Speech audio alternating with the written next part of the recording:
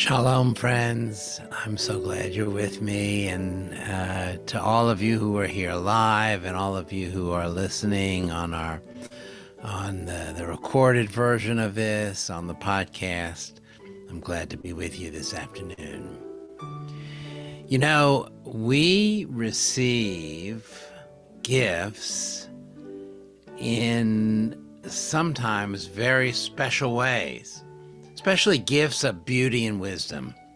And today I want to share with you an unexpected quotation that I ran across today and recognized as special, not only because I thought it was interesting wisdom, but because I saw something of our Jewish tradition in this wisdom as well. The quote is actually from Maya Angelou. No, she's not Jewish, and her quote may seem very far off topic, but here's what she says. We delight in the beauty of the butterfly, but rarely admit the changes it has gone through to achieve that beauty. The changes it has gone through to achieve that beauty. Now, you might imagine that this quotation celebrates the fact that this lowly caterpillar can become the magnificent butterfly. But in fact, this quotation is also reminding us that as we progress through life, we go through the ugly parts, the difficult parts, the slow parts, before we too emerge changed and able to fly. That's the nature of life. And you know, our Jewish tradition actually celebrates that same thing.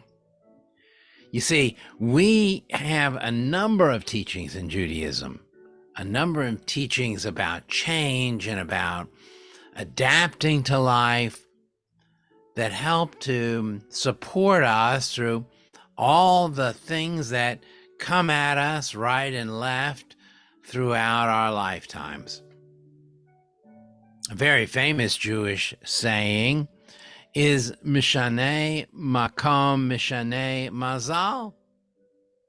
The saying is, change your place, change your luck. Now, you might think that means that a person who is in bad luck might have to get up and move to a new city or a new location, but really that's not what it means. What it really means is that if we feel stuck in a place, then maybe we need to make a change. A story is told in the Talmud of a rabbi who complained of his bad fortune, and the advice he was given was to move the location of his bed, simply move his bed. Now, this is, of course, a symbolic story. He moved his bed, his luck improved, and he found out that the floor beneath where he had been sleeping had rotted out and was going to cause him greater harm anyway. So he changed and had better fortune. There are other teachings as well. For example, we know that on Rosh Hashanah and Yom Kippur, we commit ourselves to doing things differently, to breaking out of old habits, to somehow saying, I'm going to let go of what was, and I'm going to embrace what will be. There's another interesting Jewish tradition regarding change. Maybe some of you are aware of this. In Jewish folklore, there's a tradition that for one who is very ill, changing their name is one of the paths to healing. Now, there is certainly superstitious elements to that practice. But I think adding a name, adding an appellation, adding a way of thinking about oneself might help change the way that we think about how things are going. And I think it's a metaphor as well.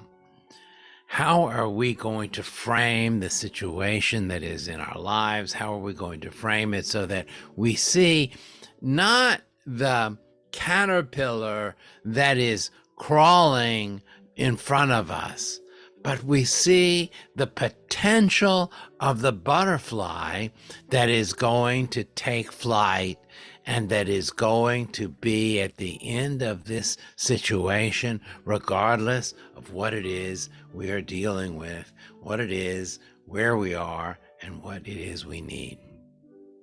Judaism wants to support us in that. It has all these traditions regarding change and reminds us, by the way, that change is also inevitable, that just as Rosh Hashanah and Yom Kippur come each and every year without fail, we each and every year will need to recommit ourselves to whatever it is that we see in ourselves that can help us become that butterfly taking flight. We end with our Mourner's Kaddish as we normally do, and I invite you to join me if you would like. Yitkadal v'yitkadash shemei rabam. V'alma divra kirute v'yamlich malchute. V'chayechon v'yomechon v'chayei dechol beit Yisrael. Ba'agala uvizman kariv v'imru amen. Yesh me rabam v'varach le'olam le'amei amaya. Yitbarach v'yishtabach v'yitbar v'yitramam v'yitnaseh. V'yidadar v'yidaleh v'yidalal shemei d'kudisha barichu. Yela min kol berchata v'shirata. Tushbechata v'nechamata damiran be'alma v'imru amen. Yehi shlomo rabba v'yishamaya. V'chayim aleinu v'al kol Yisrael v'imru amen. Oseh shalom b'mramav. Hu ya'aseh shalom. Aleinu v'al kol Yisrael v'imru amen. And especially in days of war and conflict, let us remind ourselves that we're praying here for peace. Peace for us, peace for the entire world. And for that, we say, Amen. Thank you all for being with me, and we'll see you all next week for another. Thank you. Have a good evening, everybody.